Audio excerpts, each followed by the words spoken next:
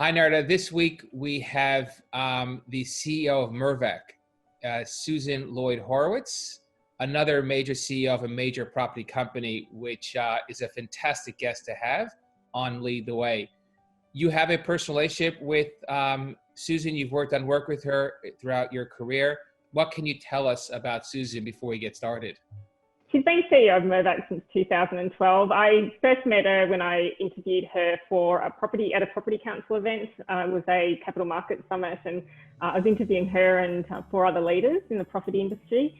What's interesting is that she is a very strong leader, and Mirvac has been a very, very strong performer over recent years and has performed particularly well through COVID. She's a strong leader, but she's also a very popular leader. So one of the things I'm really interested to talk to her about today is company culture, because when I interviewed her 5 years ago, one of the things that she said was that company culture was just so important to her, which was quite a different tune to a lot of what other people in the property industry were saying at the time. So really looking forward to hearing her views on that. The people I do know working at Mirvac have worked there for a very long time and are very proud of the fact that they've worked at Mirvac and what they're delivering there. Mirvac have been delivering some incredible projects across different sectors. Just recently in East Melbourne, they delivered Eastbourne, which has been a huge success. They just delivered the older Fleet building on Collins Street, where Lloyd's is a major tenant. And they've really pushed boundaries and reinvigorated office style buildings with that development. And 90 Collins Street is a wonderful asset to have on the east end of the CBD. I was fortunate enough to work for them by getting Cartier to go into that building.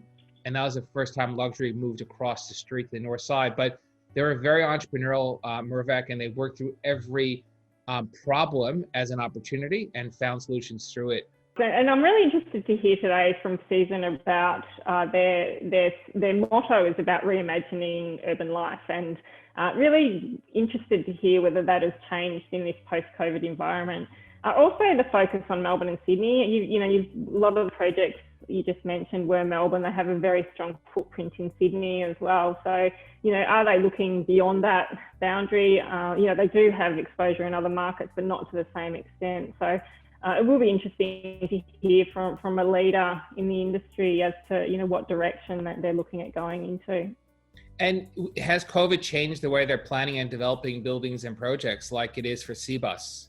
We had Adrian on a few weeks ago, and they're now looking at a whole new way of delivering offices and retail based on the current market conditions. So we're really privileged to be getting these speakers to tell us from the top what they're doing. Mirvac is of the biggest property companies in Australia, and Susan is of the most powerful CEOs in Australia, particularly female CEOs in Australia. And it's a great privilege. It wasn't a hard decision. Should I not wear a tie today? It was definitely wear a tie today, because people like Susan don't come on often.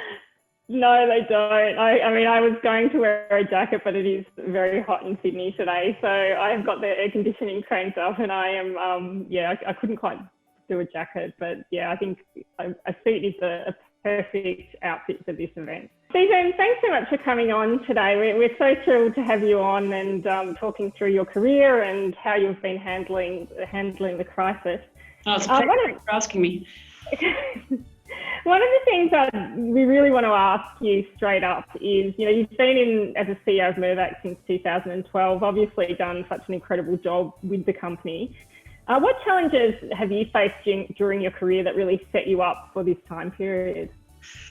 Yeah, that's a very good question. I don't think anything could possibly set anybody up for this time period. Before we start, I do need to acknowledge the Gadigal people of the Eora Nation, which is both my virtual background, which is in New Public Art at South Everleigh, and where I'm sitting at 200 George Street. I pay my respects to elders past and present. So I don't think there's any preparation that anybody could have had to set up for this specific instance. And I've shared this before, but we do a lot of risk scenario planning, and every so often the ELT will get taken through a risk simulation, and somebody will come in and they'll run us through an event, and we have to play act. How would we respond in XYZ event? Now, we never practiced a pandemic. And I will tell you that every time I saw that workshop in my calendar, my heart would sink. And I would think, I really don't want to do this.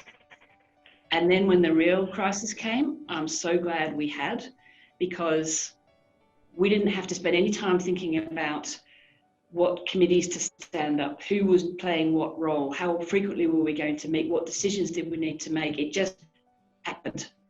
And it allowed us to make thousands of decisions really quickly in that shock and awe phase at the beginning, that then we stabilized the company really quickly. The other thing, as I reflected on this question, is having a very strong sense of purpose and a way that you need to make decisions when there are no right answers because there's no playbook. All you have are a set of values. And so I think my experiences over the years in crafting what I hold dear as my values became a really important compass. I'll just give you a very quick example about that. We were struggling as an ELT with the question of what to do about remuneration. So the ELT had already taken a 20% pay cut. We were working out what to do with the rest of the organisation. This was at the height of the uncertainty. And we were going round and round and round, and until we landed on the principle of equity, we couldn't get an answer. And as soon as we agreed, the driving principle here is fairness, then the answer was obvious. So I'd say those things I think are preparation as much as there possibly can be. Maybe keep learning how to keep a sense of humour. Susan, if you managed to get a social distance lunch or a walking coffee, as we started to do here in Melbourne, with the Premier Daniel Andrews, what would some of the feedback and or advice you may give to him during your meeting? Well, actually, it's very usually one of the great things that's come out of this is a much greater level of collaboration between policymakers, politicians and corporate Australia, particularly for, I would say, liberal flavoured governments where there hasn't been as much interaction in the past. It's been really wonderful to be in meetings with lots of CEOs and policymakers around Australia, testing out what would be the impact of this policy and where are the things that we can't see and what do you think that we should do, and really much better way to run a country, I think, with that really open collaboration. But so I have been in lots of meetings with politicians and senior bureaucrats on those very topics. The first thing I say to Dan Andrews is good job.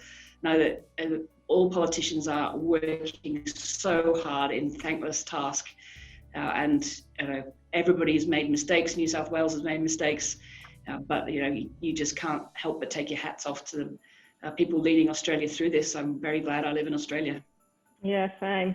One of the things, I don't know if you remember, 5 years ago, I interviewed you at a property council event, and I did my rounds before the interviews. I was like, I'm interviewing all these CEOs, I'm going to make sure I'm well across everything. But I remember one of the things that really came out was, for you, was a focus on culture within Mirvac. And this was 5 years ago. So, obviously culture is just such a big deal. But 5 years ago, it was, people were talking about it, but it wasn't so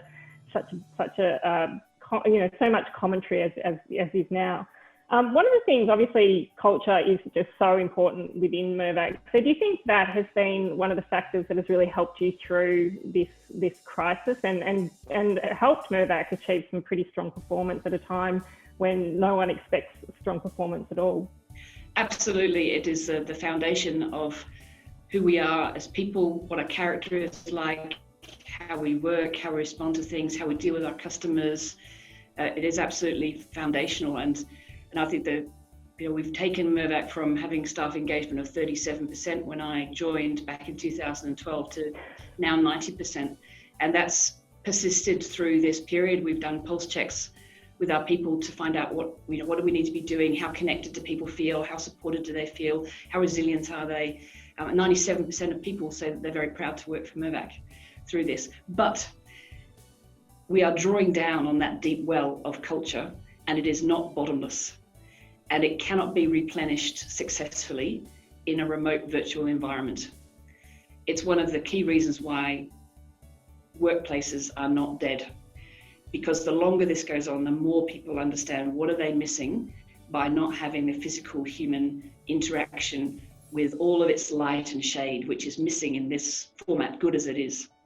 So I think I'm very conscious that we're drawing down on that well of culture, but it is absolutely foundational in getting us through. I've seen it 100 times a week in people expressing genuine compassion and care for people. give you a great example of that. It actually brought a tear to my eye, I have to admit. I hold all staff calls every week for a while, and then every 2 weeks.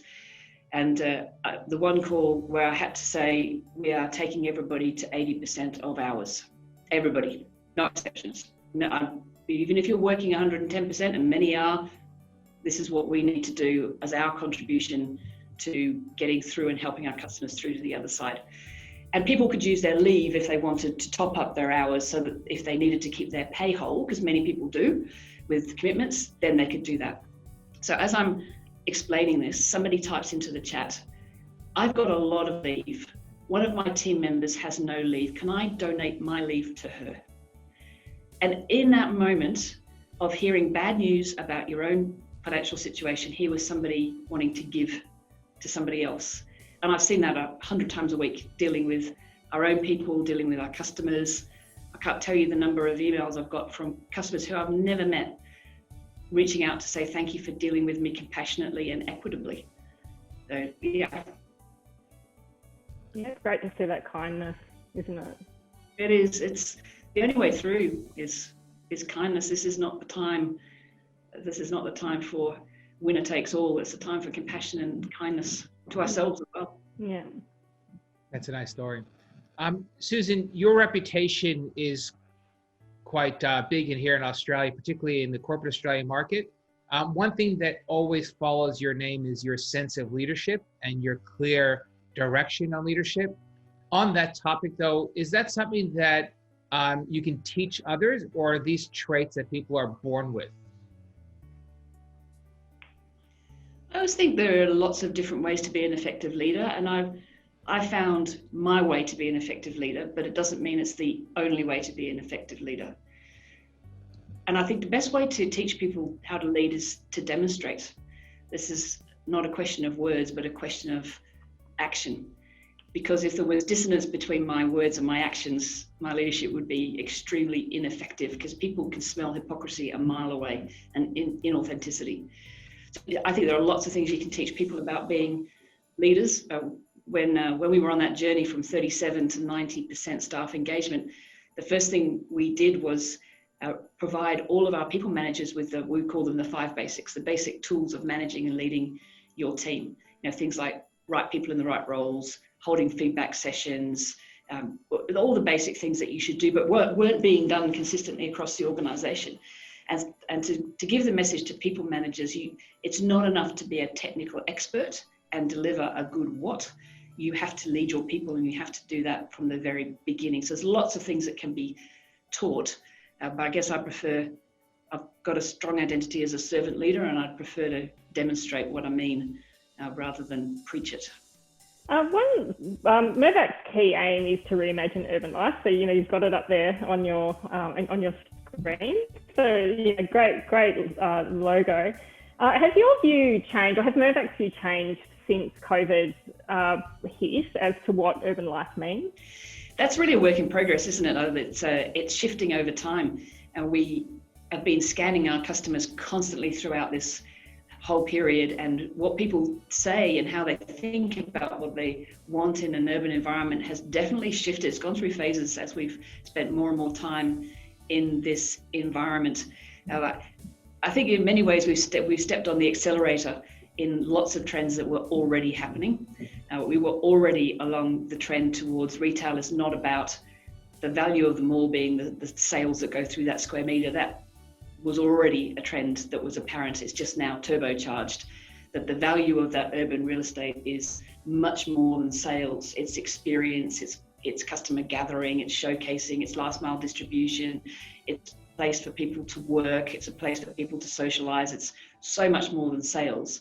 That was already in train. That's now just accelerated with some speed.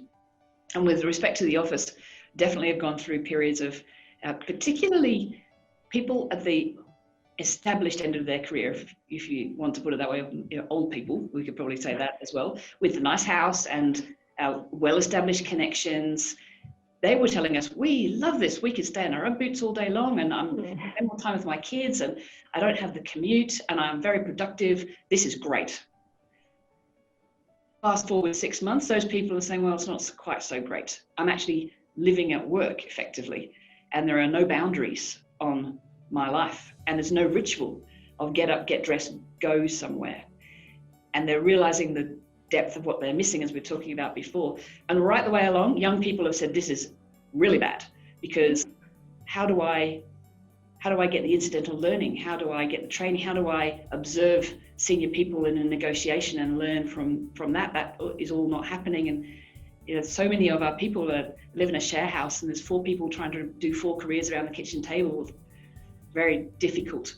So in a long answer to say, we are still very committed to urban future of Australia, with an overweight to Sydney and Melbourne, and trying to think intelligently and deeply about what things will change, what things have changed and will stay changed, and what things have changed and will revert. And I don't think that anybody has any answers to that just yet, but it's we've got our listening ears on to try and understand what those trends might be and adjust ourselves accordingly. One sector of the market that Mirvac has been you and Mirvac have been very quick to get into was build to rent. And, there's still a lot of discussion as to whether it can be viable in Australia, how big the sector can get. What's your view? Do you think we can get to a situation where it is as dominant as it is in the US and other parts of the world? Or do you think it'll always remain more of a niche sector for property developers and for owners? I hope it does get to scale, and it certainly is viable. It's not easy, but it is viable. New South Wales government has done the right thing in reducing land tax by 50%, which is something that we've been suggesting for some time. I think Victoria will follow suit in some fashion, and that does make a difference to the economics. But we're getting a yield on cost of 4.5%, which in an environment where an office building is the most recent major trades are around 4.25%, and the amount of capex and downtime in a build to rent is far less than an office. So from a risk adjusted point of view, I think makes eminent sense. And I'm really happy with the progress. We've opened up Live Indigo at Sydney Olympic Park, and we have been pleasantly surprised by where demand is coming from. We thought it'd be very local, but we've got people downsizing from the Central Coast, people from Randwick, Bondi. We've never marketed in those areas. They have found us. And the customer proposition of no bond, bring your pet, stay as long as you like, paint the wall. In fact, we'll paint it for you, put a picture on the wall, and if something breaks, there's on-site maintenance that day. That is crystal clear to customers. And the proof of people being willing to pay for it is that Sydney Olympic Park, as you might know, is 4 towers. 2 of them were built to sell. So we've got investor customers in there who are renting out via our Res by Mirvac, which is our service offering for our investor customers. And then we've got the 2 build to rent towers. So exact same location, exact same Mirvac quality. We are getting 20% higher rents in build to rent compared to build to sell. And that is the value that people are putting on that customer proposition, which is not to say that build to sell investors is an inferior product, just a different product. Now, you are paying for, people are willing to pay for the customer proposition and the service that comes with build to rent. And we are, so far, I'm touching wood, slightly ahead on our underwrite as far as rents go. So far, so good. Yeah, well done. Mirvac, as you said, have a weight towards Melbourne and Sydney, also mostly towards residential and commercial office space, if that's correct. Mm-hmm. Yep. During this period in 2020, has that readjusted your strategy going into the next 3 years for those asset classes and those locations? I think, as we said in our results this year, we will have an increased focus on mixed use, genuine mixed use, which is what I think our urban environments need, and particularly in this environment, the ability to work, play, shop, live in one location is very appealing to people. So we'll have more capital allocated to genuine transformative mixed use. We have got a lot more capital that we're allocating to industrial, where that's on turbocharge with all of the e-commerce requirements and data center requirements, so that more capital going into that. We've just achieved rezonings, very significant land holdings out at Badgerys and Kemps Creek in Sydney. So that's where more capital will go. Our master plan community business is the beneficiary of some of the stimulus that governments have put in place, and it's performing at decade highs in terms of amount of sales. Even in Melbourne, it's very strange, people buying house and land packages virtually. Surprised me. And we're just about to get ready to launch Green Square in Sydney, and we have started a whisper marketing campaign, and we already have a significant number of expressions of interest ready to start our VIP appointments in a couple of weeks, which is very exciting. And that'll be a real test, I think, of where the apartment market is at. And location-wise, would you look outside of Melbourne and Sydney going into 2021? It's a question we are asking ourselves, because our experience over the life of Mirvac is that we really haven't done very well in shallow markets, which can be very good for a period of time, but when the depth of employment isn't there, or there isn't a vibrant university, hospital, training hospital sector, we've done poorly quantitatively on places like that. Is there a hub and spoke argument? Maybe. Now, are we all going to move to Byron Bay? No. So I think maybe we could think about extending. Melbourne might include Geelong, and Sydney might include Wollongong and Newcastle. But I think that we are such an urban specialist that I don't see that changing. Interesting. And of all your time at Mirvac, which is the one project you're most proud of? Oh, you can't ask me that. It's like asking me which child I prefer. My daughter. Which varies on the day.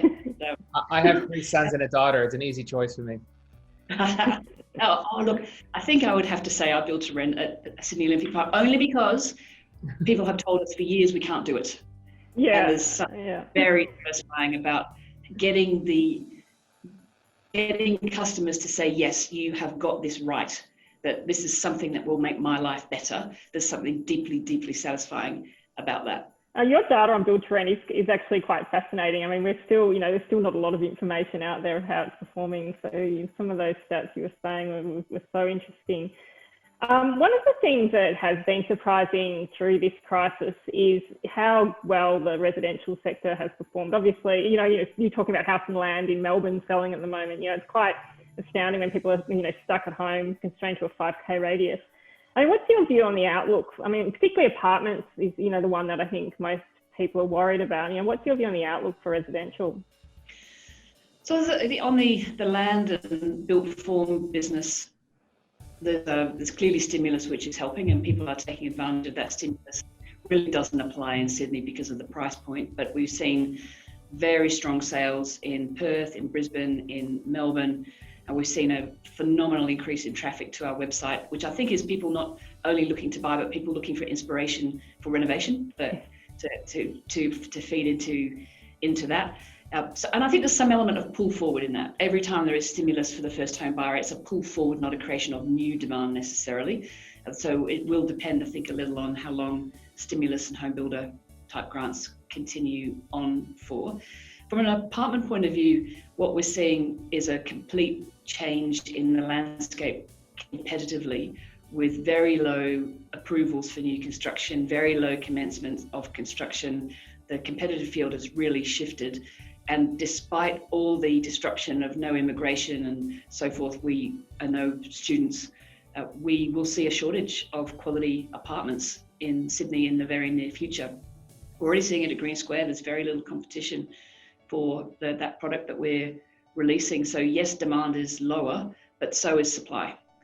And so, I think we should probably withhold judgment on the apartment market until we launch Green Square and also our Channel 9 site at Willoughby, and see what the real demand is from those. So, I think that's a wait and see, but we're quietly confident that customers are responding to the expression of interest campaign. You mentioned it earlier, your Mirvac's views on employees coming back into the office, but if we can just rephrase that question, when do you expect Mirvac's employees to be back in the Melbourne and Sydney office, and what will that office life look like? Will there be major structural changes from what we saw last year? So let's work backwards through that question. Yes, absolutely, major structural changes, both across the whole office landscape, in the sense that older style space that can't be repurposed to what corporates expect well, this was a trend we were on before, but I think there'll be a real bifurcation between modern office space that can adapt and can provide healthy, touchless environments, all the smart technology you need, and ones that can't. And there's a significant chunk of Sydney and Melbourne's office market, which are 30 years old plus. So that is going to be a structural trend, I think, over the next 5 to 10 years. And then inside the buildings, we've got a working group at the moment across the business of a whole range of different people, as diverse as we could get, to say, all right, how do we reimagine our office? What have we learned? We've learned that we can do tasks really well remotely. So maybe we need less task space, but we know that what we're missing is collaboration, ideation, training, development and learning. Maybe we need more space for that. So this group has gone away. So I'll tell you, when they report back, we're trying to work on ourselves first to demonstrate to our customers, right, this is what we think the office of the future should look like. So that is definitely a work in progress. I mean, when we get 100% of people back in the office, maybe never. I think people do value the flexibility of doing task-based work at home in a much more productive environment. And certainly until we get the 4 metre rule lifted, you can't have more than 50% of people in the tenancy anyway. So maybe never is the answer to that. Wow. But actually, so let me add to that even before COVID, 75% of Mirvac people had flexible working arrangement. That we'd already been down that journey of work is what you do, not where you are. It's about impact and contribution, not about being present in a physical location. So we were already 75% there, which made it really easy. On the 13th of March, I will never forget the day, we were one of the first Australian corporates. 1 minute we were talking about having 1 floor a week, stay home, and the next minute we said, no, everybody out. If you can, go home. And by Monday morning, everybody was up and running. And I'm embarrassed to tell you this story, but I have to tell you, we were just about to launch Microsoft Teams. So we'd done a couple of pilots and we were just about to hire, this is sounding really silly now, a change manager who was going to help us over 6 months to implement Microsoft Teams. We didn't get time for that. Friday, made the decision. Monday, everybody has Microsoft Teams. We threw it out there. We said, have a go. Done. Job done. A great example of how you can change when people see a burning need, they will change very swiftly. So it's maybe not a huge departure from where we were before. Yeah, it's interesting, isn't it, how quickly everyone's had to adapt. Yeah. One of the areas that is really challenged at the moment, and this is an area that Spelman's very close to, is CBD retail. I mean, what's your view on that? And do you think it can bounce back and all these vacancies can be addressed? Yeah, that is really related to the number of people in offices. That's the population that serves that. So really tough, and we see it in our CBD retail assets. So contrast that to Orion in Queensland, in southeast Queensland, it's trading probably 10% up on this time last year. But Met Centre, Harbourside, Greenwood Plaza, we're down at 40% foot traffic where we were before. And until we get, hello, who's joined us? What's your name? What's your name? Emmy. Hello, nice to see you. Until we get people back, there's just not enough demand for those. So that's going to struggle for a while, I think. If you were mayor of Melbourne or Sydney CBDs, what would you be doing to future-proof the retail in these CBDs? Well, thankfully, I'm not the mayor of either, because I think that's a very hard job. Yep, both Clover and Sally do a phenomenal job for their cities. I think it's really about the vibrancy of people wanting to be together and to enjoy all the amenity that having a large collection of people allows you to provide. And I think transport, all of the surveys we do, and I think this correlates with what you hear from the City of Melbourne and the City of Sydney, that it is, if you could teleport into the office, people will be very willing to go. They feel safe in their office. They don't feel safe on the train or the bus. And that is, I think, one of the real bottlenecks. So it's maybe not up to the mayors, maybe it's the mayors in collaboration with transport departments solving that riddle, which would allow people to feel safe on their way into the office. Yeah, great. We obviously, you've had this great career and have done some really incredible things. And what's your advice to young people starting out? What would be, is there one piece of advice you can give to young people? Oh, I so feel for young people. I watch, my daughter went to college in the US in September. By March, she's back in her bedroom. And it's so tough for people starting out either at university careers or just graduated, because all of the things that we got as young people in the workplace are more challenging. So I would say hang in there. This will pass. It's a great saying that mothers often pass around it amongst each other. This too shall pass when you go through the stages, and this too shall pass. So hang in. And I often say to our team, and particularly our Melbourne team at the moment, where people are struggling again with homeschooling, that good enough is good enough right now. Don't be too hard on yourself. Good enough is good enough. One foot in front of the other, left, right, breathe. That's good enough. And I think that's what I tell my daughter, and that's what I would tell our young people as well. If Naren and I were to invest $100,000 with you right now, and what would you be doing with that investment on a 3-year basis? So probably you would find your investment would be working its way into build to rent or industrial, is where the capital will be going on the margin. That's where that marginal dollar will be going. And I think you'd see some very nice returns out of that. But that's not investment advice because I'm not allowed to. No, that's clear. On a personal note, if I can ask you, what was the most enjoyable part of this entire ISO experience? And were there any TV series that stood out for you during ISO? Yes. So I really enjoyed cooking. So my husband and I did the Sydney Seafood School virtual cooking lessons, where you go to a supermarket and you pick up your Sydney seafood pack, and it's got all the ingredients and the recipe. And we've done that a few times on Friday night. I've enjoyed trying different things from cooking. I'm a terrible baker. It's absolutely terrible. I follow the instructions and my cakes don't rise, but I've mastered brownies. So that I really enjoyed that. I love spending more time with my kids.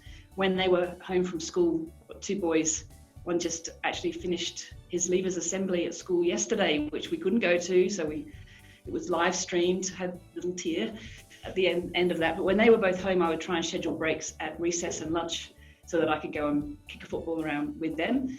I really enjoyed that.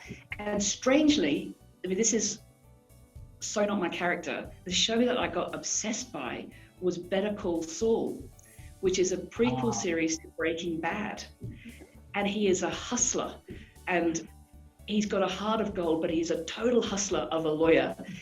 And it's addictive. But I'm not advocating that type of behavior because it wouldn't accord with who I am or what I think it was just endlessly entertaining, twists everywhere, and addictive. I loved it.